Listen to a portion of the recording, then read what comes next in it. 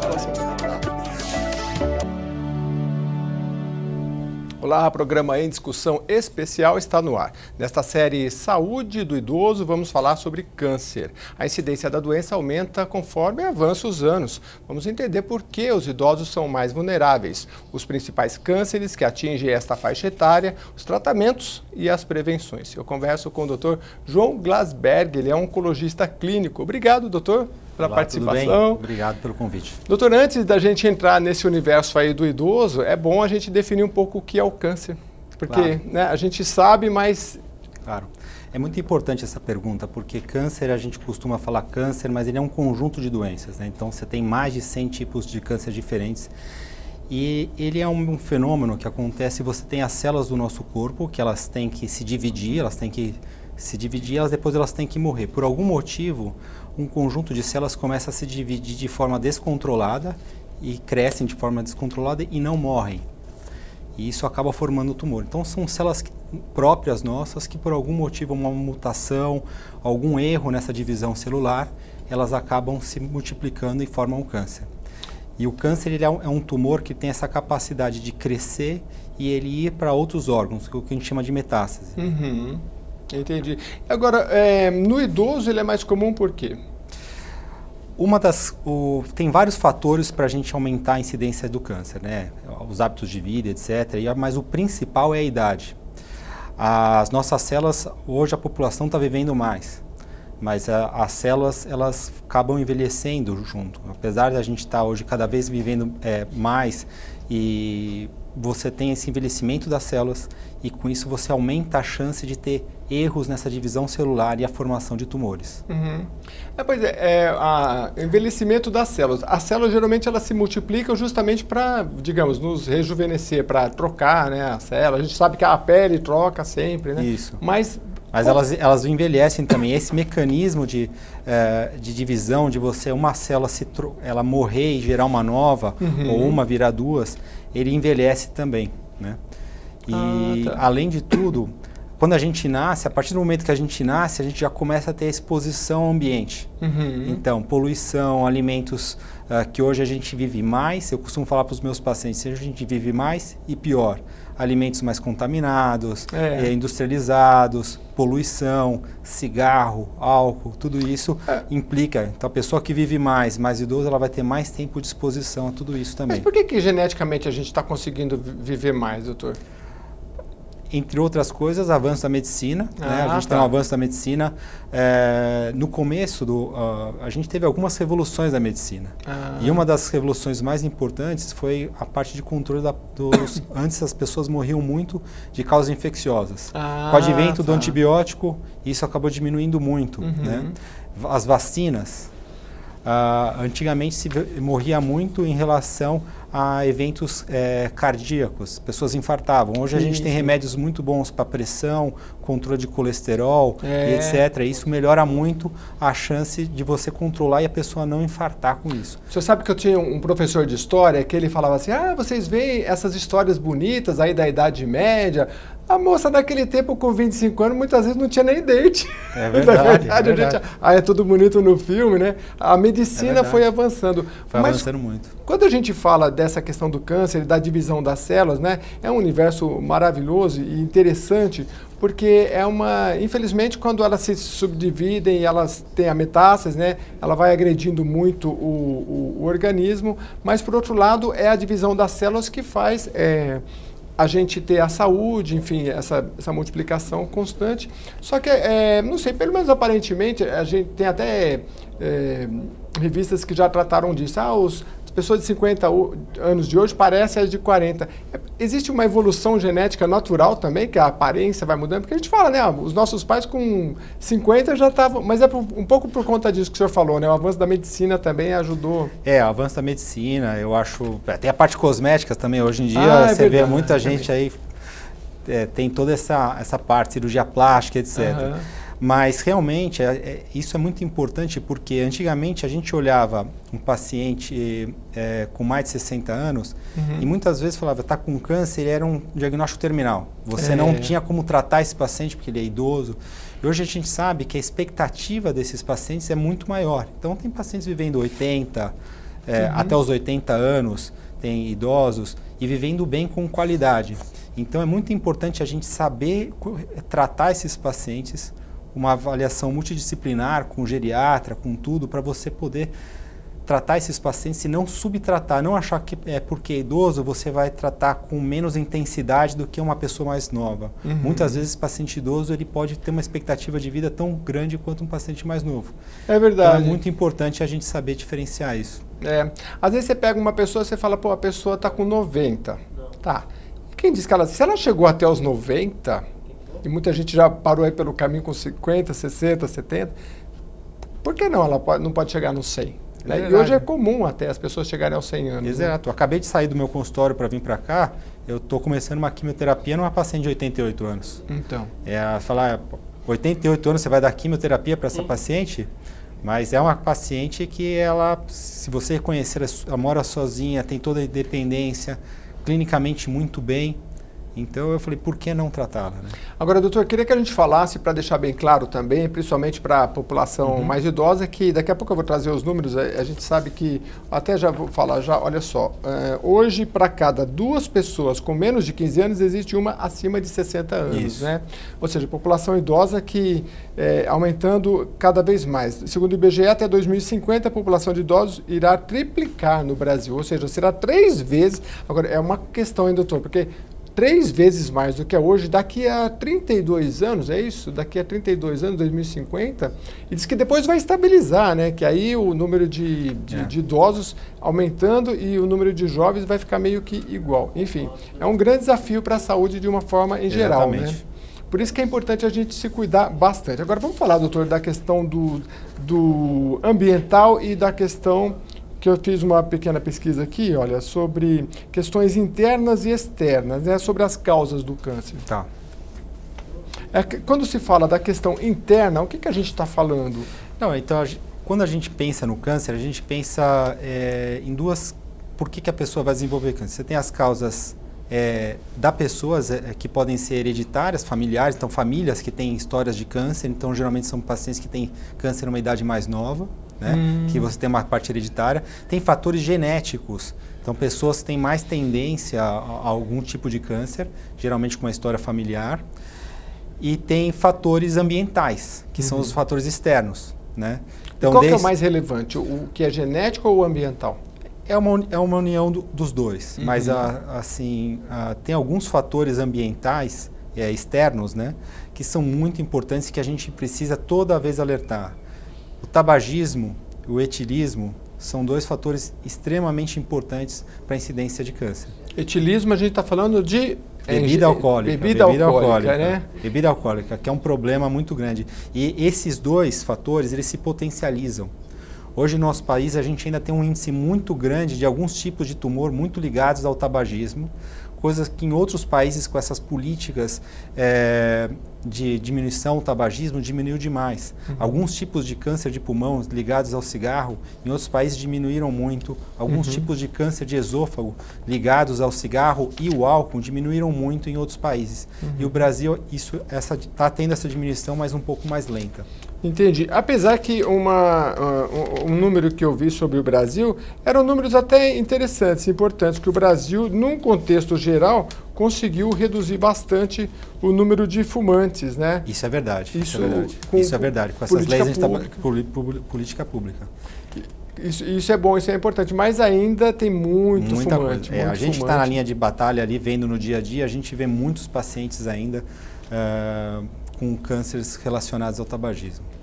E o tabagismo é um capítulo à parte, porque eu já ouvi médico falando aqui com a gente em entrevistas de pessoas que tiveram que amputar uma perna e não parou de fumar. A perna está amputada e a pessoa continua fumando. Então, agora também trouxemos alguns médicos aqui, doutor, de outra vez, falando de saúde também, e ele falava da dopamina, né?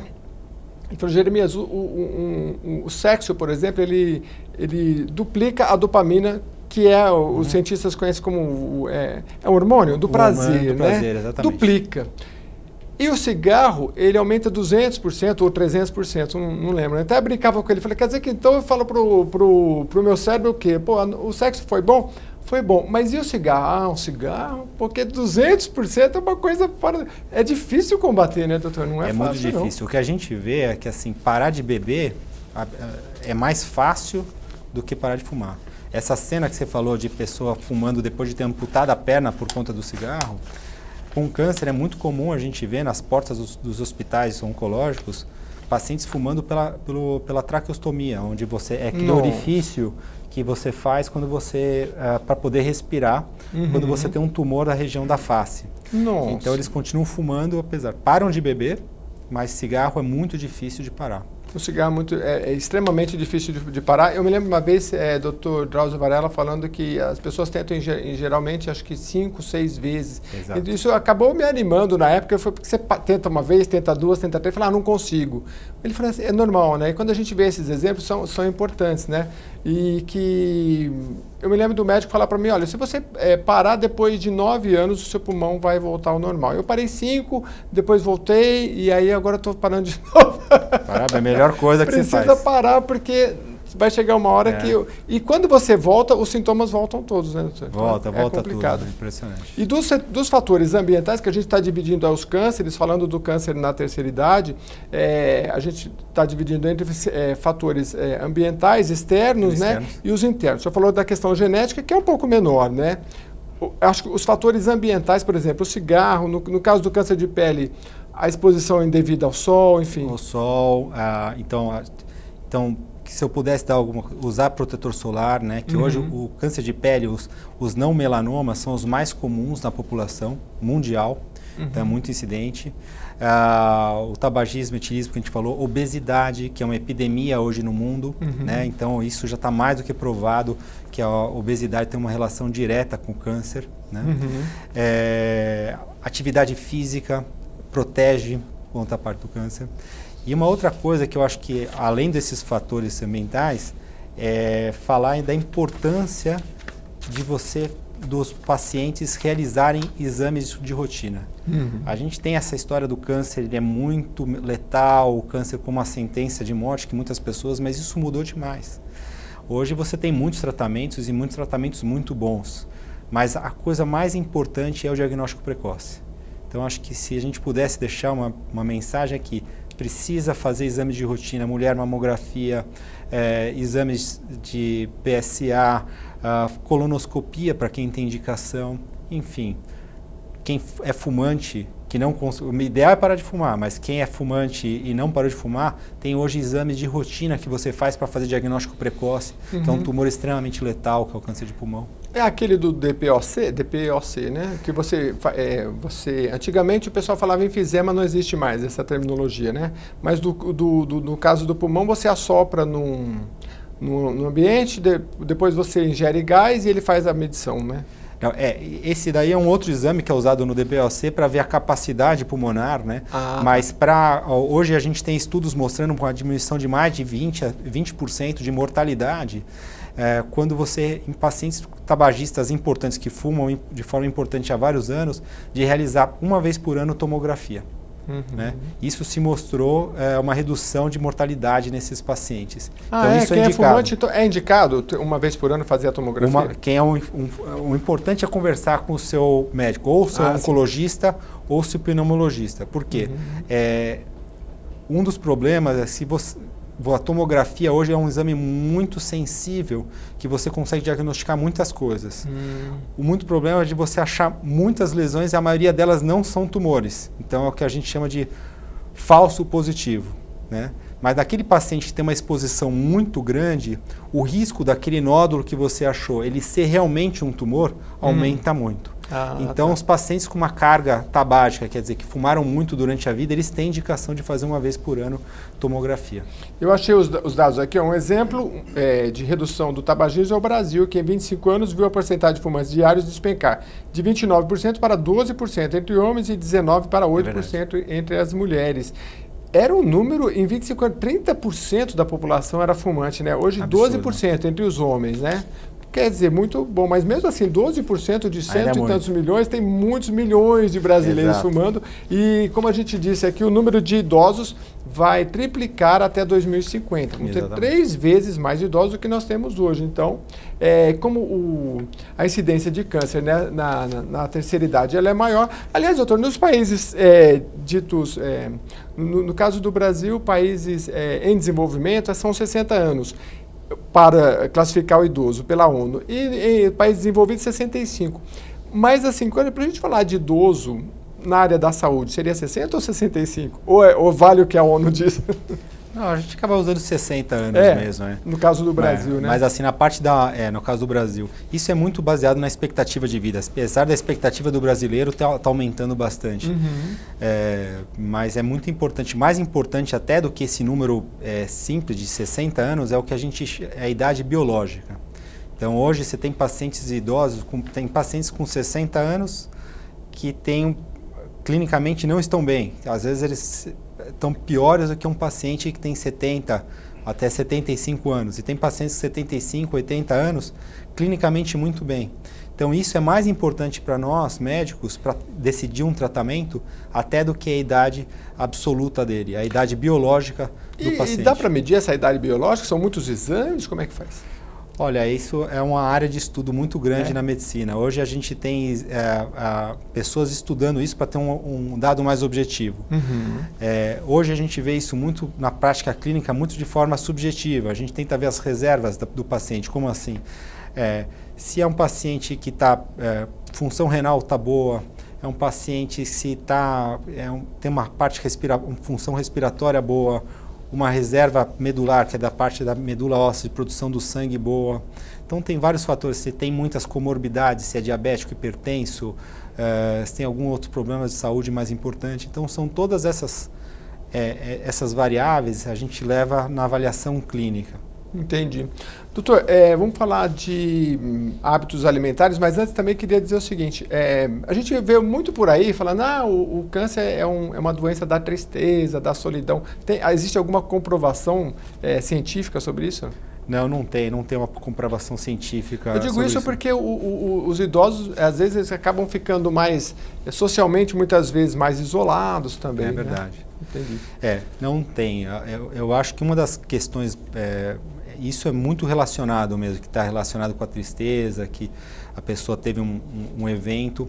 Isso não tem uma comprovação científica. Não estou falando que não seja uma verdade, mas não tem uma comprovação científica que isso... Muitas pessoas sofrem uma tristeza muito grande e não acabam desenvolvendo. Outras acabam desenvolvendo. Então não tem uma comprovação sobre isso. Mas de qualquer forma a sociabilidade ela é importante para a saúde de uma forma geral e isso acho que tem comprovação, né? Não tem como negar. Exatamente. Né? Não só para a saúde como forma geral, mas para o tratamento. O tratamento oncológico ele depende muito da família, né? A família está perto, de ter um suporte social importante. E essa faixa etária, que é a faixa onde a gente vê aumento muito grande dos tumores, dos cânceres, muitas vezes esses pacientes não têm um suporte social importante. Entendi. Outro problema muito grande é o preço da oncologia. A oncologia é muito cara, né? A inflação na área da saúde é muito grande. E esses pacientes, muitas vezes, eles acabam não conseguindo pagar, os pacientes idosos, um plano de saúde, no momento que eles mais vão precisar, que é onde aumenta a incidência de várias doenças e o câncer talvez seja uma das principais delas. É verdade. E esse é uma questão séria porque, como a gente disse, o número de idosos vai triplicar até 2050. Nós já vemos aí os planos de saúde tentando a todo custo alterar essas questões aí, por exemplo, de se cobrar um percentual das consultas, né? Já está isso em trâmite, né? Enfim, e vai ficando caro. Por isso o melhor mesmo é a gente investir o máximo na nossa saúde, por isso que a gente está tratando disso. Prevenção. A prevenção, né? Então a gente falou aqui um pouco sobre a questão do câncer de pulmão. Aliás, doutor, quando a gente fala em metástase, quando espalha o câncer, isso. Né? No caso, existe algum câncer que isso é mais comum? Porque no pulmão ele fica mais localizado no pulmão. Não, o câncer do pulmão é um dos cânceres que mais gera metástase. Ah, é? Ele é um câncer super agressivo no geral. Mas claro, ele se espalha em outros locais do pulmão ou do corpo? Ele pode dar metástase para o pulmão e para outros do corpo. Ele vai muito para fígado, ossos, né? A suprarrenal, que é uma glândula, cérebro. Então é um tumor que é muito agressivo, porque ele tem essa capacidade de ir para outros órgãos. O senhor falou do alcoolismo. A questão é a seguinte, nós temos a cervejinha que todo mundo gosta de tomar e os destilados, né? Existe alguma... O destilado ele pode... É pior. Acaba sendo pior, né? É pior. Inclusive para o vício, né? Porque acho que é difícil você ver uma pessoa viciada que só toma em cerveja, né? Geralmente a pessoa que é alcoólatra mesmo, ela toma o destilado, né? É a cachaça, é o uísque. A pessoa, né, que é alcoólatra mesmo, ela nem acha que a cervejinha é o problema, né? Ela nem conta, na hora que vai falar pra gente, ela nem conta que toma cerveja. Ela fala só do destilado. Aliás, eu estava lendo, já que a gente está falando de alguns vícios, seja o cigarro, seja o alcoolismo, né? Existe toda uma questão que é importante a gente entender, do cérebro, porque quando e a gente falou da dopamina, qualquer tipo de vício, você precisa de uma quantidade cada vez maior, né? Exatamente. Porque começa com o prazer, né? Seja o cigarro, a gente falou que aumenta em 200%, 300% a dopamina, você dá uma tragada ou toma uma bebida e com o tempo aquele prazer, aquela quantia não dá. Então você começa a fumar mais, a beber mais ou usar outro tipo de droga e vai aumentando. E vai aumentando até que para você sentir aquele mesmo prazer. Só que a partir do momento o prazer pode se transformar em dor, por exemplo, no câncer, aí você vai beber uma dose maior e aí não para ter mais prazer, mas para não sentir dor.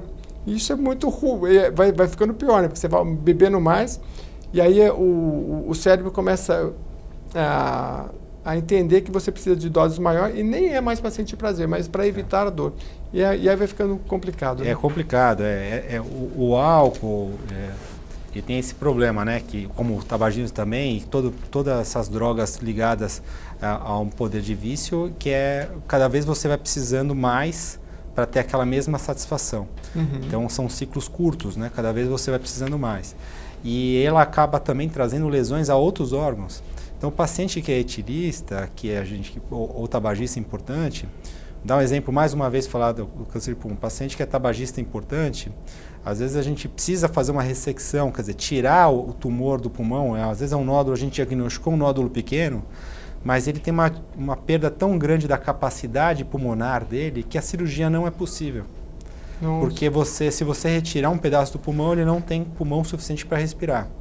Então são coisas que a gente precisa pensar, saúde de uma forma global. Agora, doutor, o oncologista, o câncer ele pode afetar pelo que o senhor falou, qualquer parte do corpo. Exatamente. Praticamente, né? Embora tenha algumas que são mais afetadas, né? E eu não sei se dá tempo da gente falar antes do intervalo, mas eu queria que o senhor falasse desta interatividade com os outros médicos, da importância dos outros médicos saberem também o diagnóstico, né? Agora, no caso do oncologista, ele tem que estudar o corpo inteiro, não tem como. Tem que estudar. A oncologia é uma especialidade relativamente nova, né? É uma especialidade relativamente nova e é muito importante. A oncologia, uma palavra que é muito repetida na oncologia, é o tratamento multidisciplinar. Ninguém faz a oncologia sozinho. A gente depende de um cirurgião bom que faça a parte oncológica, a gente depende de outros clínicos relacionados por exemplo, um pneumologista, a gente depende de endocrinologista, a gente depende de toda essa equipe, tanto para o diagnóstico precoce, como para ajudar a gente no tratamento. Então, o tratamento multidisciplinar é a coisa mais importante do tratamento oncológico. Certo. Bom, doutor, a gente está encerrando, tem mais só 2 minutinhos. Eu acho que se faltou alguma coisa importante para a gente falar, principalmente em relação à alimentação e outros fatores, por favor. Então, a alimentação é muito importante, né? Porque como eu falei anteriormente, a gente está vivendo mais, só que pior. Então, a gente está cada vez comendo mais alimentos super processados, né? Esses fast foods, que a gente sabe hoje, os embutidos, a gente sabe que são alimentos que aumentam a incidência de câncer. E isso a OMS, há uns 2 anos atrás, colocou os embutidos no mesmo nível de cigarro, por exemplo. Nossa! Então você tem essa preocupação. Então hoje você vê no mundo um aumento das pessoas buscando orgânico, alimentos não industrializados, com a ideia de você ter uma vida mais saudável e diminuir, e o câncer talvez seja um dos grandes fatores para isso. Atividade física, muito importante, né? Manter o peso, a gente sabe que a obesidade ela está extremamente ligada ao aumento da incidência de câncer, né? E viver bem, né? Agora, a gente ouve muito, doutor, acho que ainda dá tempo de falar, dessa questão do alimento que cura o câncer, né? Do tratamento que cura o câncer. Precisa ter um certo cuidado, né? Tem que ter um certo cuidado. Isso, assim, toda vez tem um alimento da moda, né? Que vai fazer. Eu costumo falar para os meus pacientes que eu não sou contra nenhum, eu sou a favor da medicina integrativa. Eu não sou contra a medicina alternativa. A medicina alternativa é aquela que você deixa de fazer o tratamento convencional, que a gente tem estudos comprovando que funciona, a quimioterapia, a imunoterapia, a hormonioterapia, a radioterapia, para você fazer um tratamento que não tem uma comprovação. Mas eu sou muito a favor do paciente poder fazer parte do seu tratamento. Se ele quiser tomar um chá que ele acredita que funcione, hoje a gente sabe que muitas dessas nossas quimioterapias elas vieram de plantas. Então esses chás eles devem ter uma ação também. Essa é a integrativa. Integrativa. Você toma a quimioterapia, ou faz a cirurgia, faz o tratamento convencional, mas o tratamento alternativo. E não aquela que você abandona o tratamento e fala, eu vou só nas plantinhas que aí não funciona. Tá certo. Doutor, eu quero agradecer muito a presença do senhor, doutor João Glasberg, que é oncologista clínico, nos esclareceu bastante aqui sobre o tratamento do câncer, em especial na terceira idade, e deixou as dicas preciosas aí pra gente dentro dessa série especial sobre a saúde do idoso. Muito obrigado pela sua audiência, obrigado mais uma vez, doutor, pela participação. Obrigado.